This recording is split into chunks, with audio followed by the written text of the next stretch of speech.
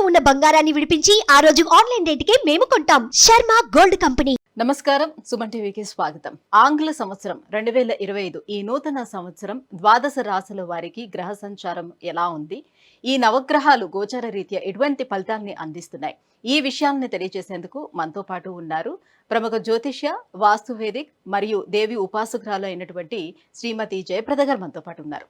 అమ్మని అడిగి మరిన్ని విషయాలు తెలుసుకుందాం. నమస్కారం. నమస్తే అమ్మ. శ్రీమాత్రే నమః. అమ్మ, ఇప్పుడు ఈ నూతన సంవత్సరంలో ద్వాదశ రాశుల వారికి నవగ్రహాల సంచారం ముందుగా ఎలా ఉందో చెప్పి ఎటువంటి ఫలితాలను ఇస్తున్నాయో చెప్పిన తర్వాత మనం ద్వాదశ రాశుల గోచార రీత్యా ఎటువంటి ఫలితాలు అందిస్తున్నాయో తెలుసుకుందాం. తప్పకుండా. అయితే ముందు మీకు మీ చూస్తున్న ప్రేక్షకులందరికీ కూడా నూతన సంవత్సర శుభాకాంక్షలు.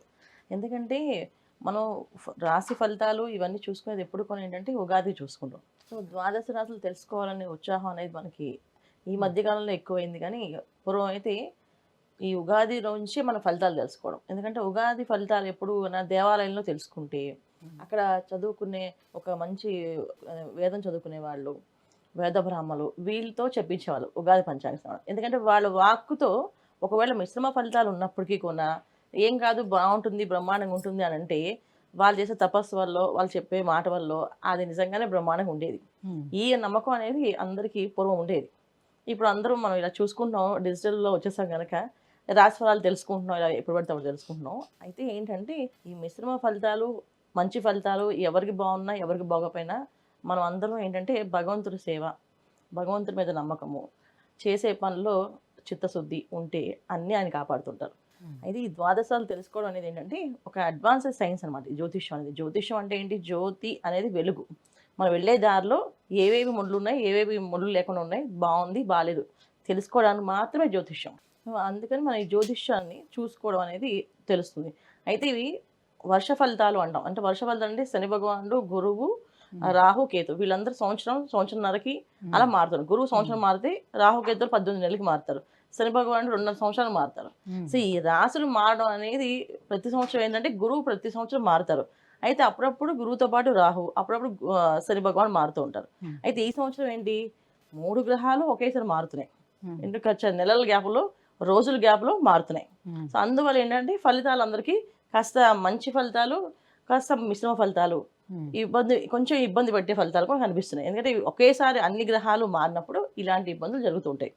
సో అదృష్టం తన్నుకొస్తుంది, అలాగే దురదృష్టం తన్నుకొస్తుంది. అలాంటి ఇబ్బందులు ఈ రాశుల వాళ్ళకి ఈ సంవత్సరం అంతా ఉన్నాయి. సో గురువు మనకి మే నుంచి మారుతున్నారు. శని భగవానుడు మార్చి 30 నుంచి మారుతున్నారు. రాహుకేతువులు మే 21 నుంచి మారుతున్నారు. సో అంటే మే నెలలో 1-2 రోజుల తేడాలో గురువు, రాహు, కేతు ముగ్గురు మారుతున్నారు. మార్చి 30 నుంచి శని భగవానుడు మారుతున్నాడు. ఇలా మారినప్పుడు ఏమవుతుందంటే ఇక్కడ మళ్ళీ శని భగవానుడు మారుతూ ఎవరితో ఉంటున్నాడంటే శని ప్లస్ రాహు కలిసి ఉంటున్నారు ఒకే రాశిలో. అది కాస్తంత కొంచెం ఇబ్బంది ఫలితాలు కొంతమందికి. మీనరాశిలోకి శని ప్రవేశిస్తున్నాడు. శని భగవానుడికి రాహు ఎక్కడైతే మీనరాశి ఉన్నాడో శని భగవాన్ వెళ్ళి దాంట్లో ప్రవేశిస్తున్నారు. మేము అంటే మార్చి 30 నుంచి అంటే ఒక నెల రోజుల పాటు శని రాహులు కలిసి ఉంటున్నారు. అదొక కొంచెం గోచారంలో కాస్తంత ఇబ్బంది. తర్వాత రాహు మారుతాడు, మళ్ళీ కుంభంలోకి వెళ్తాడు. ఒక నెల రోజులే, మే రోజు రాహు మారుతున్నాడు, మార్చిలో శని భగవాన్ మారుతున్నాడు. ఈ మార్చి 30 అంటే ఏంటి, ఇక్కడ మనకి 3 నెలల రోజులు, ఏప్రిల్ నుంచి మళ్ళీ మే, అంత పెద్దగా ఉండదు. కాకపోతే ఆ ఉన్న 2 పాపగ్రహాలు ఒకే స్థానంలో ఉండడం వల్ల కాస్తంత ఒక ఊపు ఊపితే అందరినీ కాస్త ఇబ్బంది పడతాయి. కొంతమందిని కష్టపడితే కొంతమందిని మంచి రంగంలోకి లాక్కొని వెళ్తాయి. ఇలాంటి సిచ్యువేషన్ జరుగుతుంటే వాళ్ళ జాతకంలో వాళ్ళ జాతక చక్రంలో దశ అంతర్దశలు యోగిస్తున్నాయి. అంటే ఇవి 2 కలవడం వల్ల మంచి ఫలితాలు, యోగించట్లేదు ఈ 2 కలవడం వల్ల చెడు ఫలితాలు ఇవి కనిపిస్తున్నాయి అన్నమాట. అది సో మనం చూసుకోవాల్సింది ఏంటంటే ఏ రాశి వాళ్ళు ఏం పరిహారాలు చేసుకోవాలో తెలుసుకుందాం. అమ్మ, ఈ 2025 ఆంగ్ల సంవత్సరం తులారాశి వారికి ఎలా ఉండబోతుంది? తప్పకుండా తులారాశి వాళ్ళకి మంచి ఫలితాలే అనిపించుకోవచ్చు. ఎందుకంటే జనవరి నుంచి వీళ్ళకి బాగుంది, చాలా చక్కగా అన్ని పనులు చక్కచక్క అయ్యే అవకాశాలు ఎక్కువగా ఉన్నాయి. ఎందుకంటే వీళ్ళకి రాహు 6వ స్థానంలో ఉండడం వల్ల ఏదో ఒక ఎన్ని కష్టాలు ఉన్నాయి, ఎన్ని ఇబ్బందులు ఉన్నాయి, ఆ టైంకి డబ్బులు రావడము, ఆ టైంకి ఆ పని అయిపోవడము, ఆ టైంకి ఆ మాట నిలబెట్టుకోవడము ఏవో జరుగుతుంటాయి. సో ఏదో ఒక మాయ చేసి బయటకు వచ్చేస్తుంటారు వీళ్ళు. సో గత సంవత్సరం నుంచి అదే ఫలితాలు వీళ్ళకి ఉన్నప్పటికీ కూడా మధ్యలో గురువు, శని భగవానుడు వాళ్ళకి వస్తుంది ఇబ్బందులు. ఇక్కడ శని భగవానుడు, గురువు వీళ్ళిద్దరూ కూడా ఏంటంటే వీళ్ళు ఇచ్చే ఫలితాల కంటే కానీ రాహు ఇచ్చే ఫలితాలు ఎక్కువగా కనిపిస్తున్నాయి కనుక బ్రహ్మాండంగా తులారాశి వాళ్ళకి ఈ సంవత్సరం కన్నా బాగుందని చెప్పచ్చు. తర్వాత ఈ మే నుంచి రాహు మారుతున్నాడు, గురు బలం పెరుగుతుంది వీళ్ళకి. సో గురువు భాగ్యస్థానంలోకి వెళ్తున్నాడు. సో భాగ్యస్థానంలో గురువు ఖచ్చితంగా మంచి ఫలితాలే, సత్ఫలితాలే వస్తాయి. సో ఈ సంవత్సరం అంతా చూసుకుంటే తులారాశి వాళ్ళకి ఆర్థిక అభివృద్ధి, ఉద్యోగంలో ప్రమోషన్లు రావడం, వ్యాపార అభివృద్ధి ఉంది, సంతాన యోగం ఉంది, సంతాన భాగ్యం ఉంది, దీర్ఘకాల వ్యాధులకి ఎవరైతే బాధపడుతున్నారో దాని నుంచి విముక్తి ఉంది. సో విముక్తి అంటే దానికి మందు దొరకడం కానీ, దానివల్ల బయటపడడం కానీ, ఆ రోగం మాయమవడం కానీ ఇవి జరుగుతాయి. ఇవి మంచి మంచి ఫలితాలే కనిపిస్తున్నాయి. తులారాశి వాళ్ళకి ఈ సంవత్సరం అంతా కొంచెం మంచి ఫలితాలే అనిపిస్తున్నాయి. ఎప్పుడు దాకంటే మళ్ళీ వీళ్ళకి రాహు ప్లస్ శని భగవానుడు ఇద్దరు కలిసినప్పుడు మాత్రం కాస్తంత ఇబ్బందులు ఉన్నాయి. ఎప్పుడంటే మార్చి 30 నుంచి ఎప్పుడైతే శని రాహు కలుస్తారో అప్పుడు కాస్తంత కొంచెం ఆ ఒక్క నెల కాస్త తర్వాత రాహు 5వ స్థానానికి వెళ్ళిపోయి శని 6వ స్థానం ఉన్నారు. కానీ అప్పటికి కూడా ఆ 6వ స్థానంలో శని భగవాన్ కంటే 5వ స్థానంలో రాహు మళ్ళీ ఇబ్బంది పెడతారు. ఇప్పుడు దాకా లాభం చేసే రాహువే ఇబ్బంది పెట్టే అవకాశం ఉంటుంది. ఏంటంటే తులారాశి వాళ్ళకి సంతానం విషయంలో కాస్తంత ఇబ్బందులు, సంతానానికి అంటే వివాహాలు అయ్యే అవకాశాలు ఉంటే వివాహాలు ఆలస్యం అవడం కానీ, వివాహాలు అవ్వకపోవడం కానీ అవి జరుగుతాయి. మిగతా అన్ని విషయాలు బాగుంటాయి. సో వివాహ ప్రయత్నాలు ఎవరైతే ప్రయత్నం చేస్తున్నారో వాళ్ళు మేలోపు వివాహం పూర్తి చేసుకోవాలి. సో వివాహం చేయడం కానీ, వివాహం జరిపించుకోవడం కానీ చేసేసుకోవాలి మేలోపు. మే తర్వాత ఆ కాస్త ఆలస్యం, అడ్డంకులు జరుగుతుంటాయి. ఎటువంటి సమస్యలు వచ్చినా మనం గురువు 9th హౌస్లో ఉన్నారు కనుక కాస్త భగవంతుడి నామస్మరణ, క్షేత్ర దర్శనం చేసుకుంటూ ఉంటే మంచి ఫలితాలు వస్తాయి.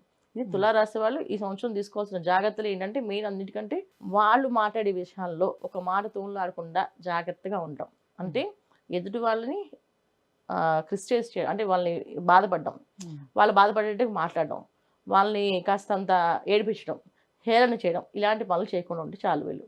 ఎందుకంటే చేస్తే 6వ స్థానంలో శని భగవానుడు, 5వ స్థానంలో రాహువు, శని రాహులు ఇద్దరు కూడా కాస్త ఇబ్బంది పెడతారు. వాళ్ళ నుంచి ఇబ్బంది రాకుండా ఉండాలంటే మనం చేయాల్సిన పని ఇది. ఇంకా ఎటువంటి పరిహారాలను పాటించుకోవాలి? మీరు అన్నట్టుగా ఏ దేవుణ్ణి ఆరాధన చేస్తే సక్రమంగా వెళ్ళే అవకాశం ఉంటుంది? తప్పకుండా ప్రతి శుక్రవారం లక్ష్మీ నరసింహస్వామి ఆరాధన. సో లక్ష్మీ నరసింహస్వామి గుడికి వెళ్ళడము, అక్కడ స్వామివారి దగ్గర అర్చన, అభిషేకం చేయించుకోవడం, ఇవి చేసుకుంటూ ఉంటే బాగుంటుంది. ప్రతి శుక్రవారం లక్ష్మీ నరసింహస్వామి దర్శనం చేసుకోవడం, పూజ చేయడం, ఇవి చాలా బాగుంటుంది. తర్వాత అహోబిల మఠం కానీ, తర్వాత అహోబిల క్షేత్రానికి కానీ, నరసింహస్వామి క్షేత్రాలు, సింహాచలం కానీ, యాదగిరిగుట్ట కానీ, ఎక్కడ ఎవరెవరికి ఏ దగ్గర ఉంటే అక్కడికి ప్రతి నెల క్షేత్రానికి వెళ్ళాం. ప్రతి పౌర్ణమికి ఇలా వెళ్తూ ఉంటే వీళ్ళకుండే ఏవైనా సమస్యలు, ఆర్థికపరమైన ఇబ్బందులు కానీ, ఉద్యోగ విషయంలో ఇబ్బందులు కానీ, ఏ ఆటంకాలు ఉన్నా సరే ఆటంకాలు తొలగిపోతుంటాయి. సంవత్సరంతో వీళ్ళు చేయాల్సిన పరిహారం ఏంటంటే ఏదో క్షేత్రానికి పౌర్ణమి రోజు వెళ్ళడం, లక్ష్మీ నరసింహస్వామి క్షేత్రాలకి అన్ని కూడా. ఈ నరసింహస్వామి క్షేత్రాలకు వెళ్ళడం వల్ల ఎటువంటి ఇబ్బందులు, అంటే ఎటువంటి మాయ, ఎటువంటి మర్మాలు లేకుండా ప్రశాంతమైన జీవితాన్ని గడపడానికి అవకాశం ఉంది. అమ్మ, తులారాశి వారికి 2025 సంవత్సరం ఎటువంటి ఫలితాలు వస్తున్నాయి, అలాగే అలాంటి పరిహారాలని పాటించుకోవాలి, ఈ విషయాన్ని తెలియజేసినందుకు ధన్యవాదాలు. నమస్తే అమ్మా. శ్రీమాత్రే నమః.